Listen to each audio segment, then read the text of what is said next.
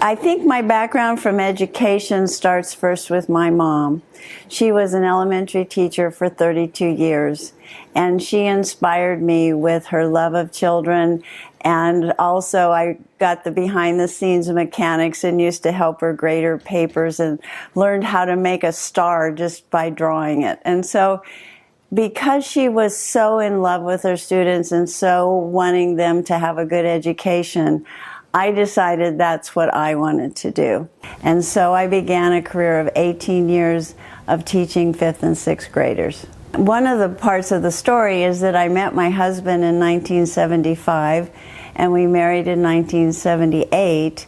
And when we met, we started our own company. So I was teaching and we were dating, and we started our first company, which was called Metagraphics, and we wrote greeting cards. Then as that progressed and my teaching career progressed, we got this idea for sneaker balls, which was our first invention. And those are little air fresheners shaped like balls that go in sports shoes and bags. And that one became a real runaway hit. And then we decided to retire, and we'd been coming here to the desert for about 10 years for our anniversary, which is in May, and we just fell in love with it. It's just the most incredible place. We bought a house here, and in 2006 my parents came for Thanksgiving. We wanted to show off our new house, and we had them come, and we were going to have them stay through the holidays. The sad part of that, but the good part both, is that they both became so ill that they never went home to Albuquerque, New Mexico.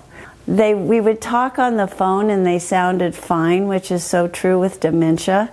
The conversations can just be fine, but when we got them here, we saw that their needs had changed. I started out learning all I could. I think one of the things for caregivers is we feel so alone, because very few of us are trained or think about that's what we're going to end up doing. And all the things that were happening to me, I found out later, was what other caregivers go through, but I didn't know that. I think that was the beginning of my wanting to learn more and give back, because the Alzheimer's Association was so key in helping me learn. And then as things progressed, what often happens to caregivers is that they get exhausted. There's a statistic that drives my mission, and that is that 6 out of 10 caregivers develop a debilitating disease or die before the person they care for. And it was toward the end, when she just passed away last May at 100 years old. It was then that I realized that I had found my third act of my life.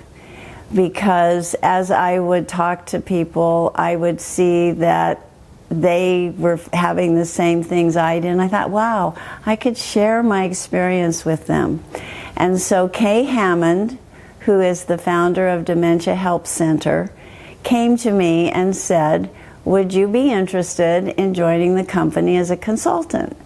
And so I said, yes, what a wonderful opportunity. I'm so grateful to her for that.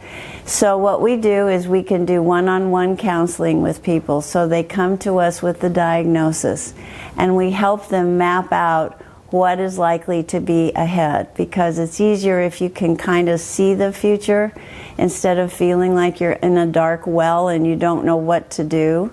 One of the things I like about Dementia Help Center is once we place the person, we don't just leave them there. We're still active, we're checking on them, we're checking in with the families, and we stay with them through the rest of their life. And if I can just help one more person to not go through that feeling that, you know, it's life and death, and that they could make a mistake and what's going to happen, and instead they have a plan, and we're going to do this, and so that's the sacredness of it, because you're holding a whole family in your hands, and it's just so powerful to feel that you could be that influential for somebody and help them. one of the things, if people out here today want to know what to do for caregivers, it's if you know anybody, go call them and say, hey, I'm going to the grocery store, I'm going to the cleaners, or I'm running errands. What can I do for you? Can I bring you something? Or, hey, could you use a 2-hour break? I'll be glad to come over and sit with whomever. Why don't you just go get a break? That is the greatest gift somebody could give.